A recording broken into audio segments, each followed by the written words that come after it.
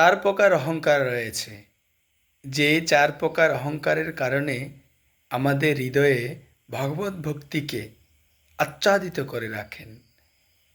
সে চার প্রকার অহংকার কি কি? রূপের অহংকার, বিদ্যার অহংকার, অর্থ সম্পদ ধনের অহংকার এবং বিত্তশালী আত্মীয় স্বজনদের অহংকার। কিন্তু একবার চিন্তা করেছি আমরা, এই অহংকার মৃত্যুর পর কোনো কাজে আসবে? কখনোই আসবে না। তাই আমাদের এই অহংকারকে গুছিয়ে রাখা উচিত।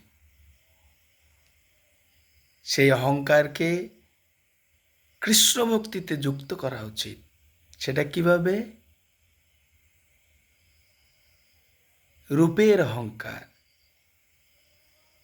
একমাত্র কৃষ্ণ সবচেয়ে অধিক সুন্দর, কমনীয়, কন্দর্প কোটি কমনীয়, অর্থাৎ কোটি কোটি কামদেব একত্রিত করলে যে সৌন্দর্য, সেটি হচ্ছে কৃষ্ণ।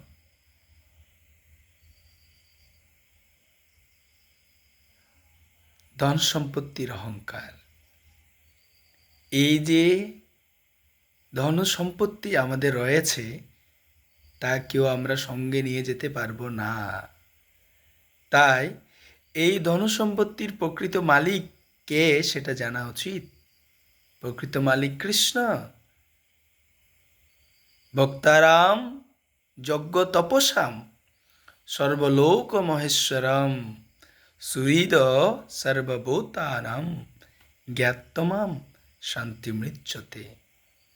তাহলে আমরা শান্তি প্রাপ্ত হতে পারব। জনের অহংকার। আত্মীয় স্বজন, আত্মীয় স্বজনদের মধ্যে কেউ কোটিপতি, কেউ উচ্চ পদে প্রতিষ্ঠিত ব্যক্তি, সে অহংকার করে কি হবে? সে অহংকার পরিত্যাগ করতে হবে। তখন চিন্তা করতে হবে এটাই, কৃষ্ণের কৃপায় আমার আত্মীয় স্বজনরা এভাবে প্রতিষ্ঠিত। তাহলে সেই অহংকারটাও সত্যে পরিণত হবে।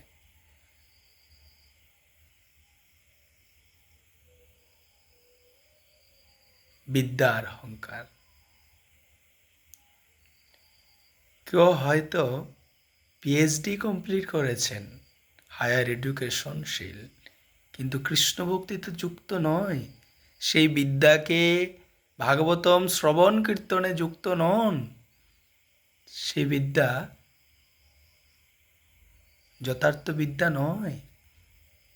তাই আমাদের বিদ্যাকে ভাগবতম, শ্রীমদ্ ভগবদ্ গীতা, চৈতন্য চরিতামৃত অধ্যয়নে, পঠনে, পাঠনে যুক্ত করতে হবে।